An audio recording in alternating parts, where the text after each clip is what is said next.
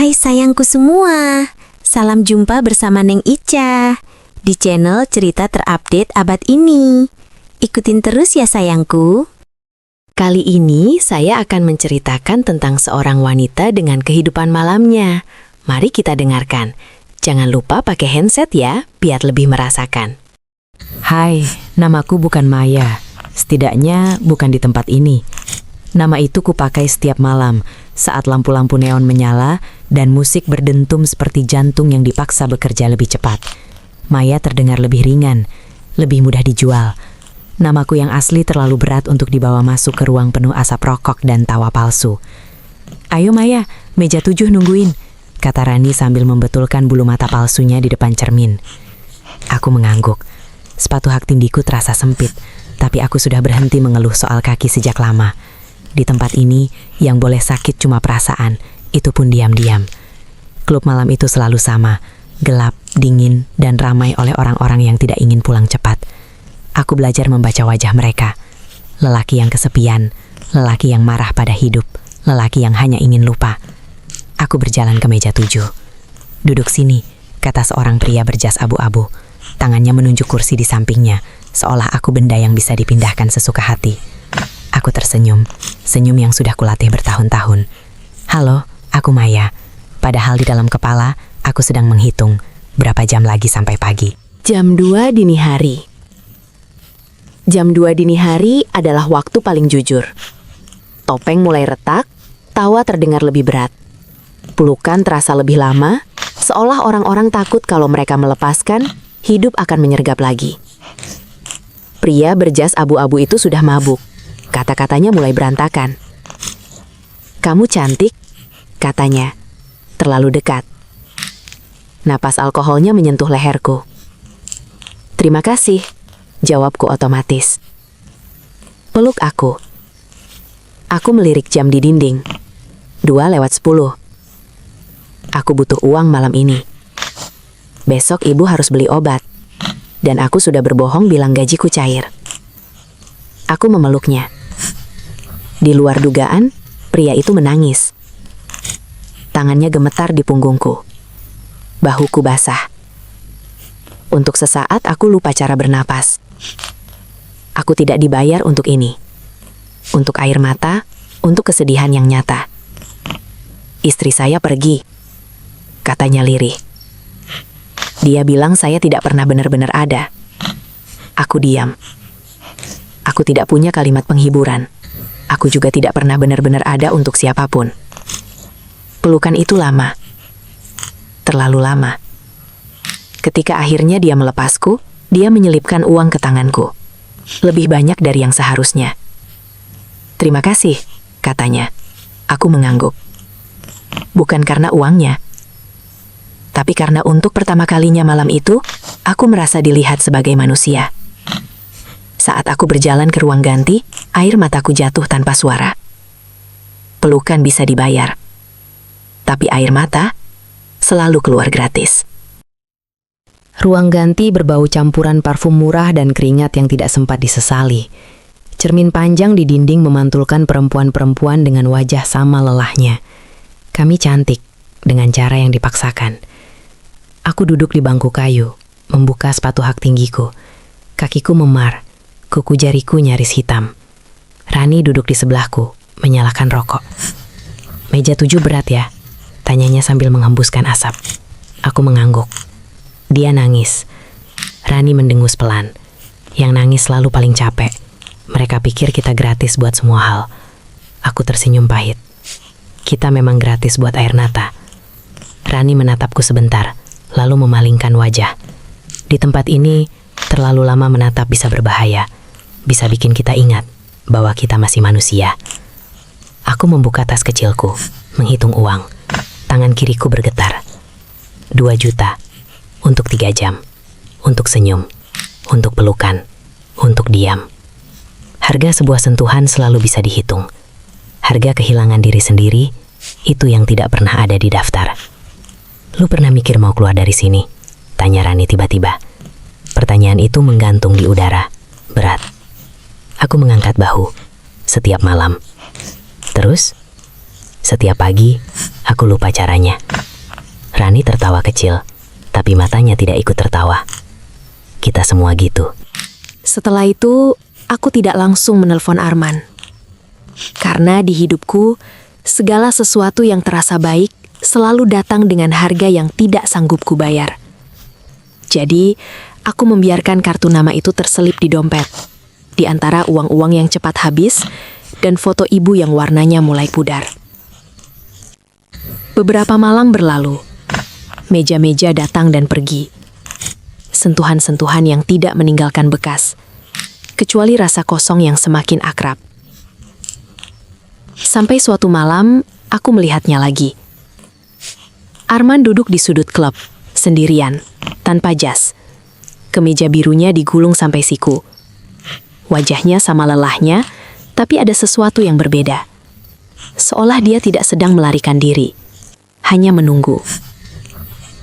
Aku berdiri terpaku beberapa detik sebelum akhirnya mendekat. "Kamu," kataku. Dia menoleh dan tersenyum kecil. "Kamu juga." Aku duduk tanpa ditanya.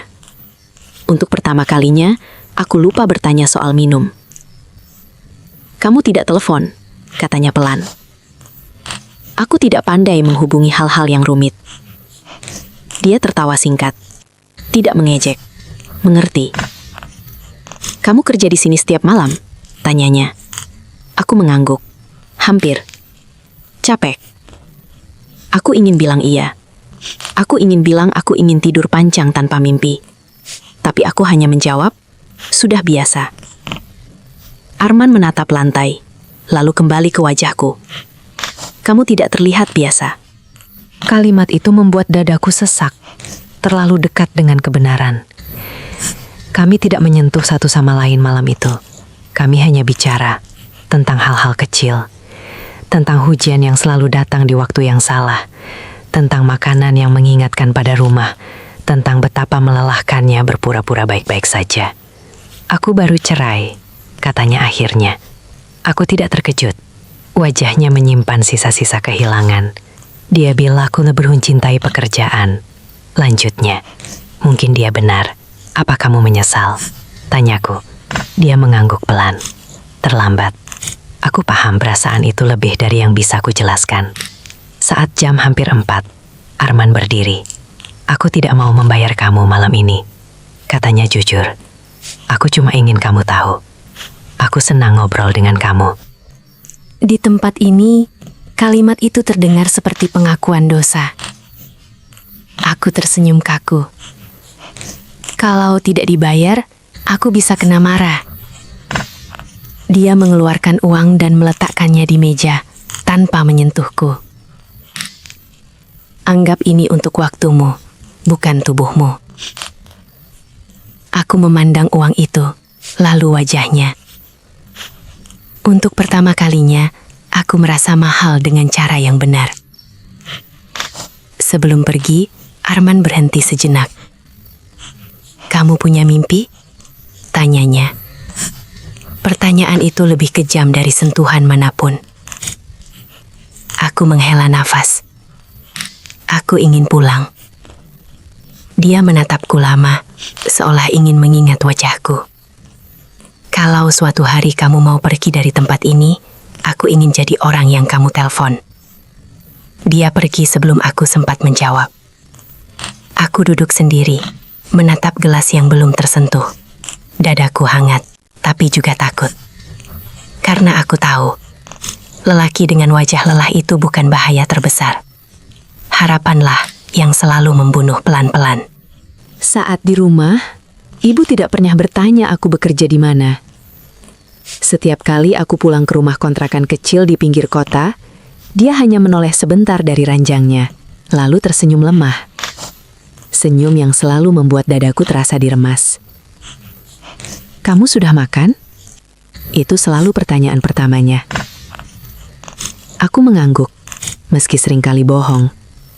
Aku lebih memilih uangnya untuk obat dan listrik daripada nasi yang rasanya hambar.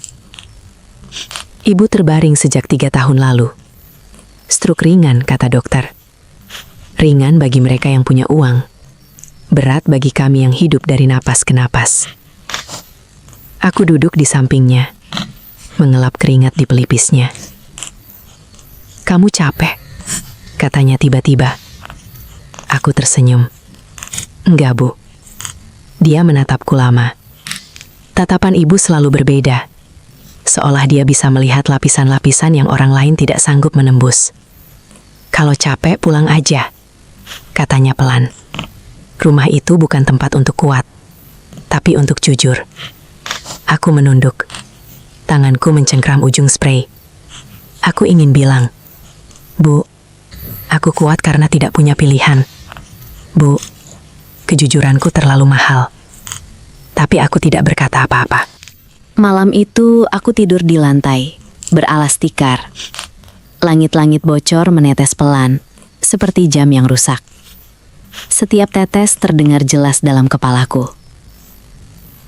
Aku teringat ayah. Dia pergi tanpa pamit, tanpa penjelasan, tanpa tanggung jawab.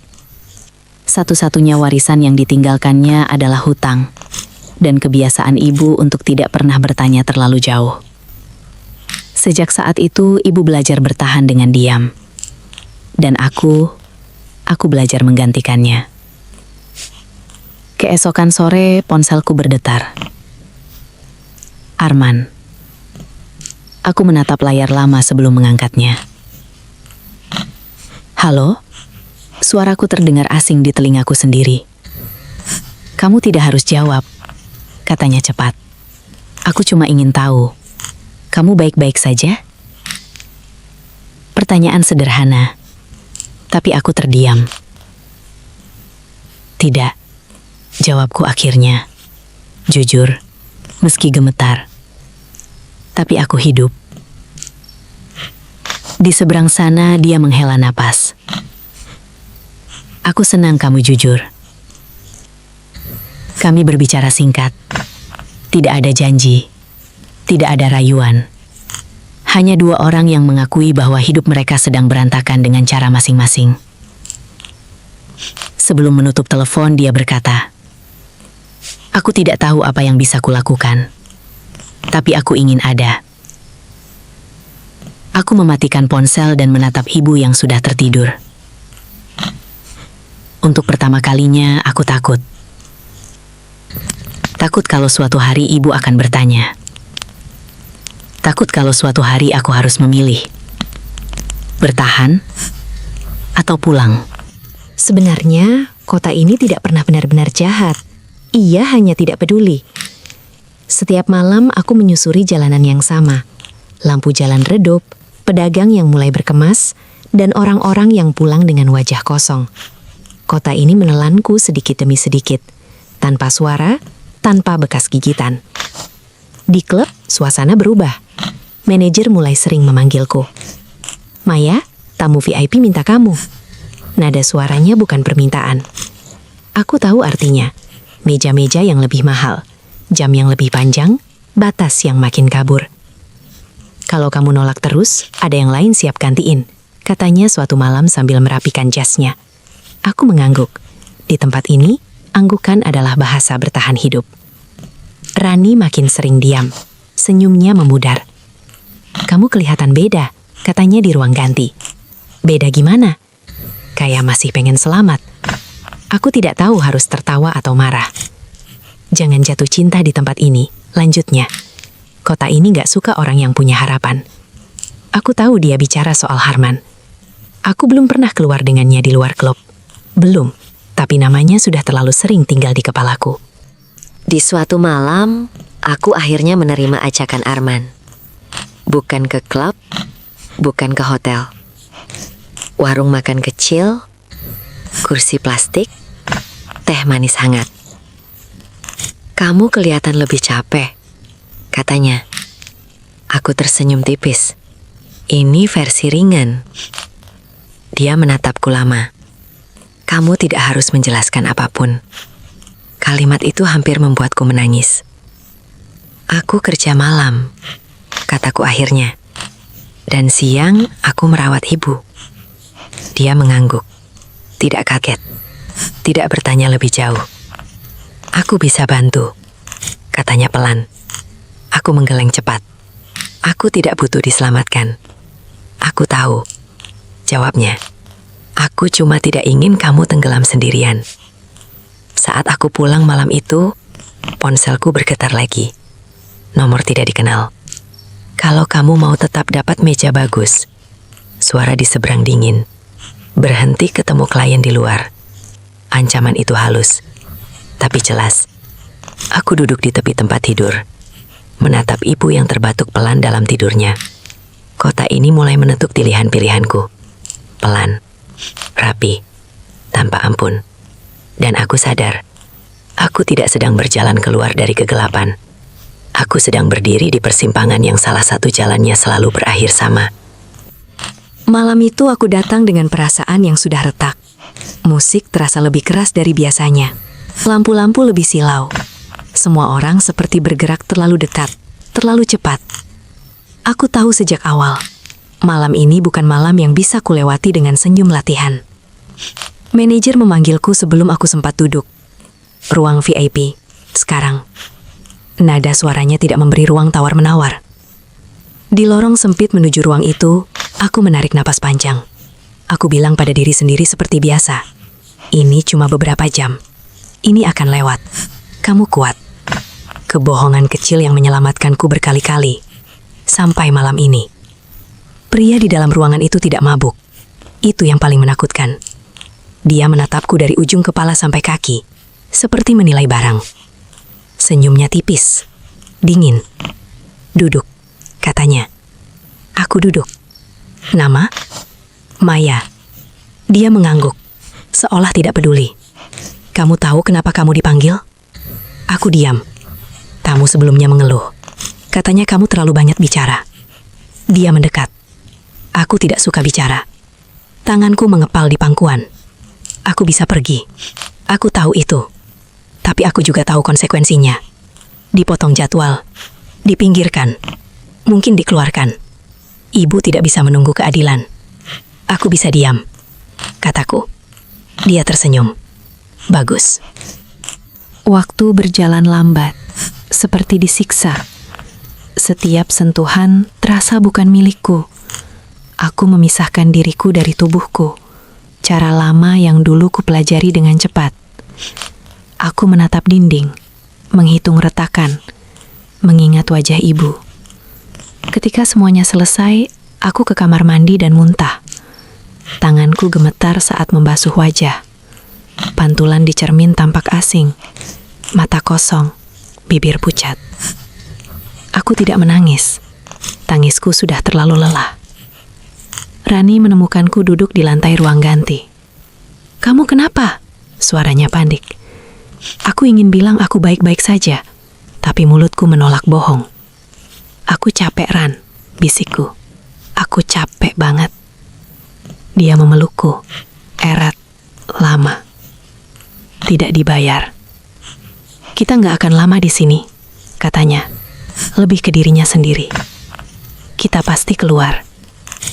Aku mengangguk, meski tidak yakin. Di rumah, aku mandi lama. Air dingin. Kulitku memerah.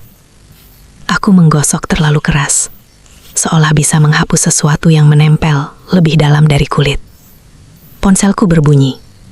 Arman. Aku menatap layar. Jari-jariku kaku. Akhirnya aku menjawab. "Aku di sini," katanya lembut. "Kamu gak harus cerita apa-apa." Kalimat itu menghancurkan pertahananku. Aku merasa kotor. Kataku lirih. Di seberang sana hening sejenak. Lalu suaranya, pelan tapi tegas. "Kamu bukan kotor. Kamu terluka." Aku menutup mata.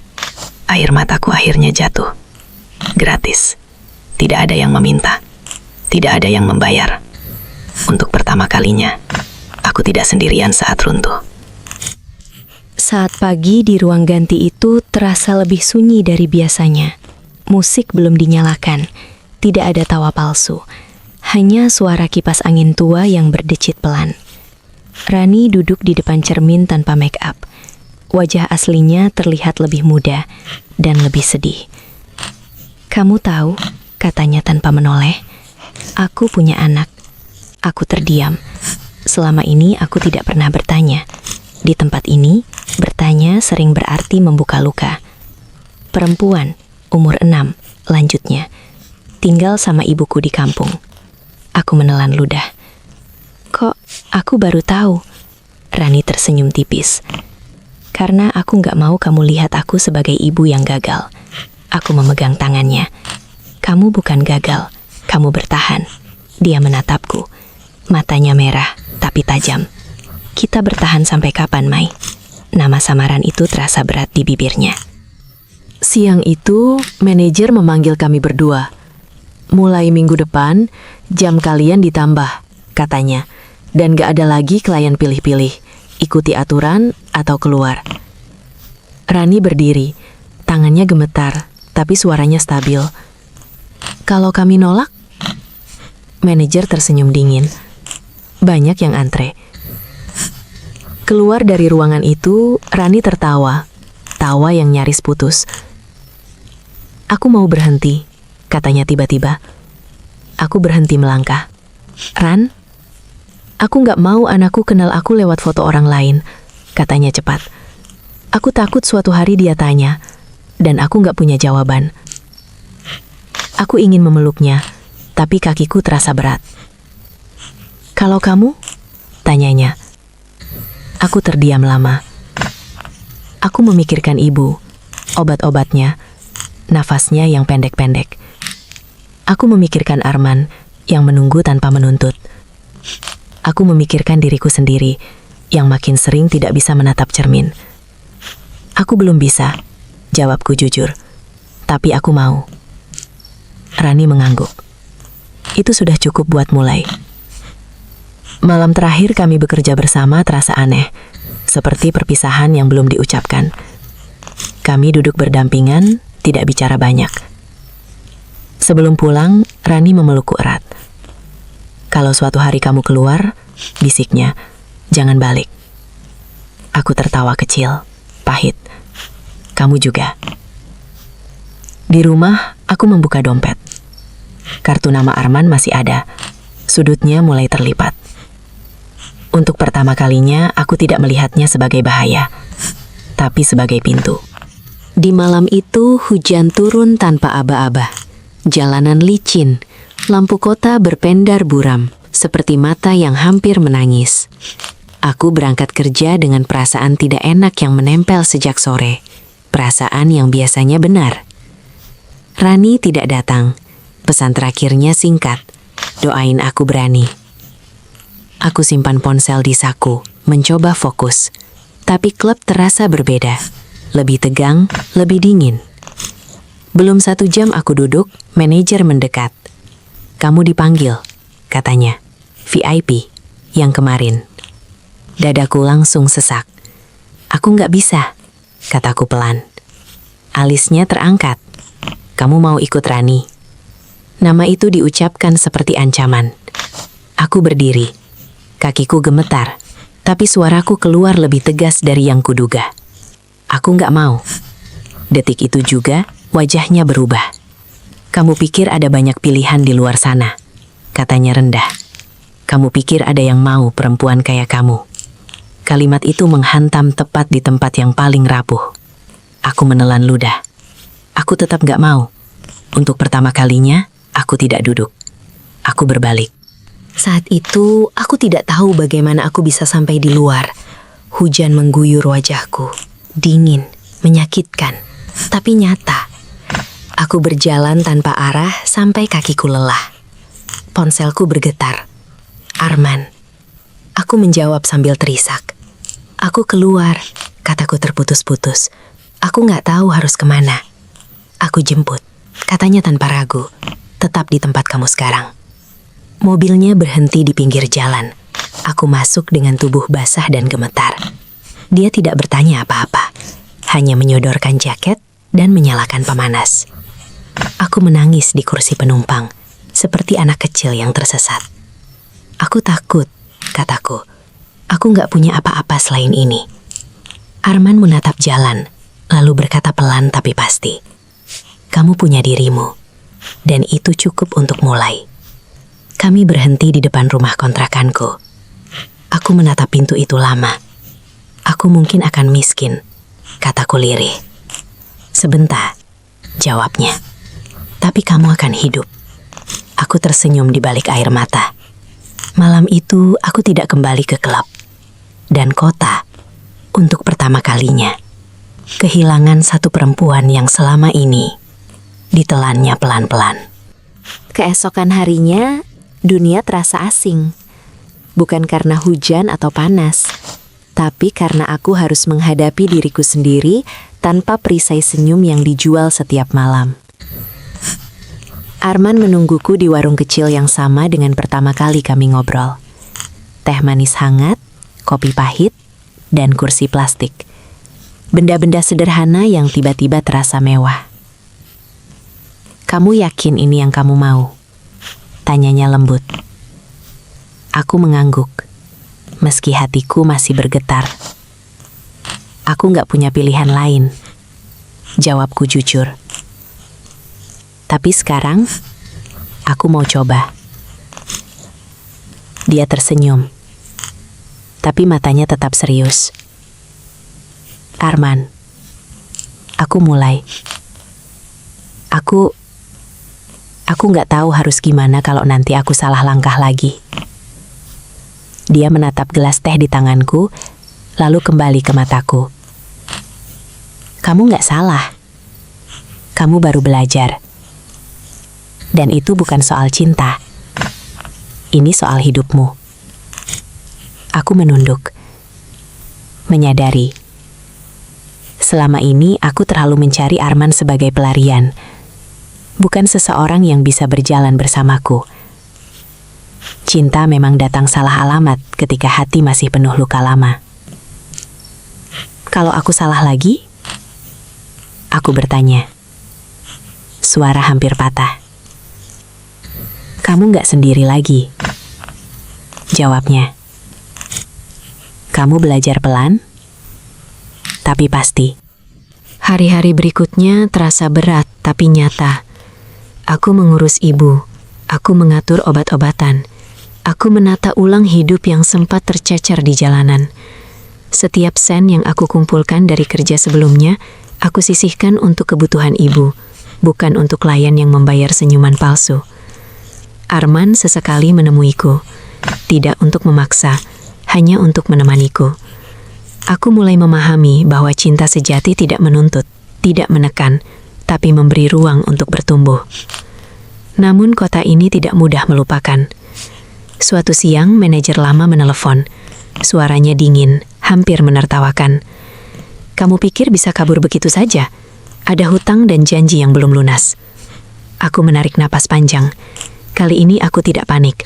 Semua sudah aku lunasi, jawabku mantap, dan aku tidak akan kembali. Telepon itu berakhir, dan untuk pertama kalinya aku merasa menang. Bukan karena uang, tapi karena pilihan itu milikku sendiri. Malam itu aku duduk di balkon rumah kontrakan. Ibu tertidur lelap. Kota di bawah lampu jalan masih sama, tapi kini aku menatapnya bukan dengan takut, melainkan dengan kesadaran. Aku masih hidup, masih punya pilihan, dan masih bisa menangis tanpa bayaran. Arman datang, duduk di sampingku. Dia memegang tanganku, sederhana tapi hangat. Kamu bebas sekarang, katanya. Aku menatap langit. Hujan kemarin meninggalkan aroma tanah basah. Aku tahu, jawabku.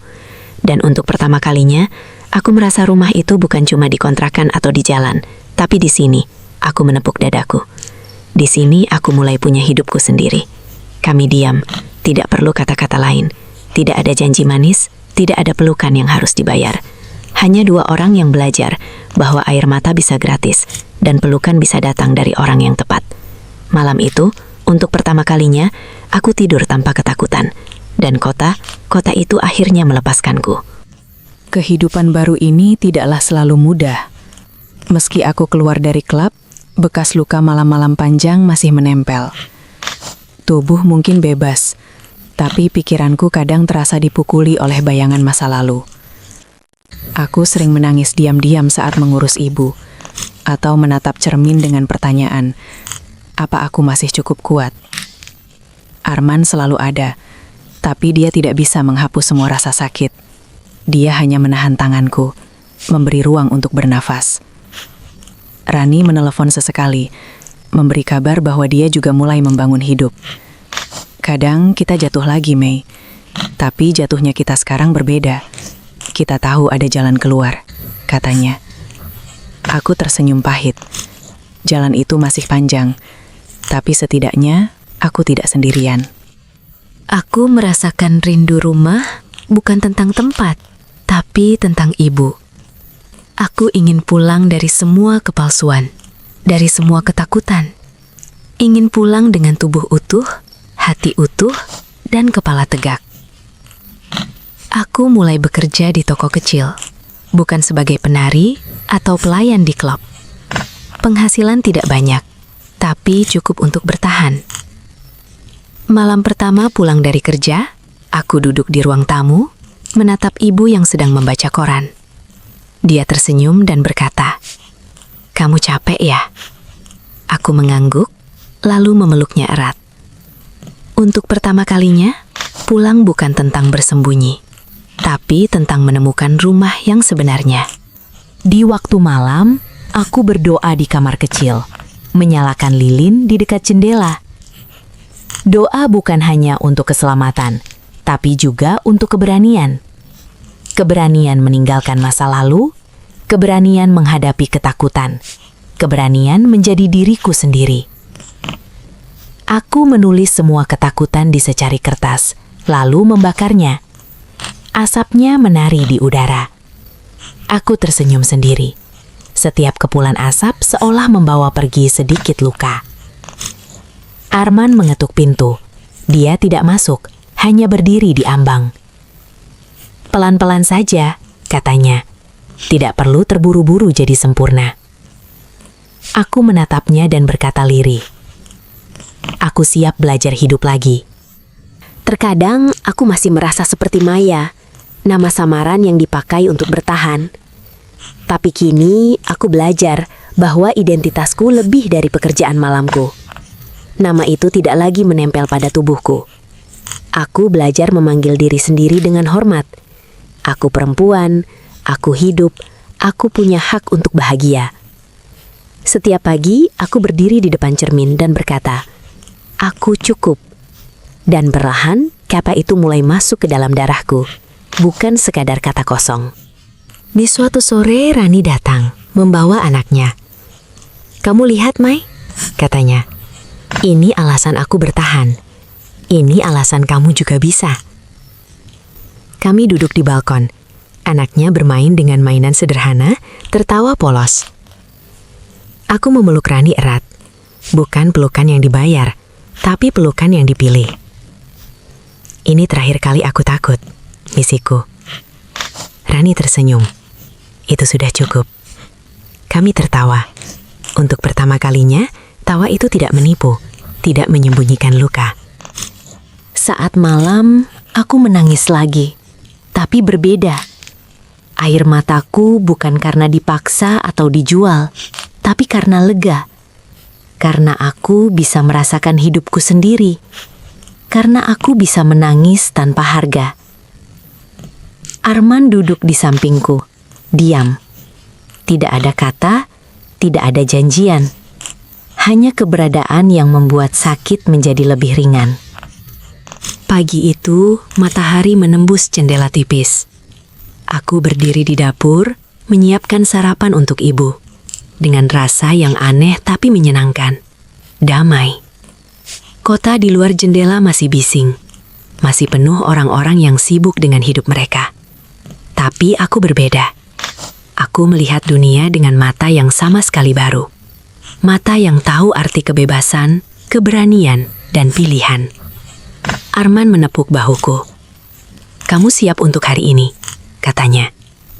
Aku tersenyum, untuk pertama kalinya tanpa rasa takut. Aku siap. Aku menulis ini bukan untuk pamer, bukan untuk membuktikan apapun. Aku menulis karena aku masih hidup. Hidup bukan soal sempurna, bukan soal bebas dari luka, tapi soal berani bangkit setiap kali jatuh. Kota itu, klub itu, lampu neon, dan semua malam panjang. Mereka tidak mematahkanku. Mereka hanya mengajariku satu hal. Bahwa pelukan bisa dibayar, tapi air mata selalu gratis. Dan keberanian untuk memulai hidup lagi adalah hadiah terbesar. Aku menatap ibu yang tertidur, Rani yang tertawa bersama anaknya, Arman yang duduk diam di kursi. Dan aku tahu, aku masih hidup. Dan untuk pertama kalinya, itu sudah cukup. Terima kasih para pendengar semua. Sehat dan sukses selalu untuk kalian semuanya.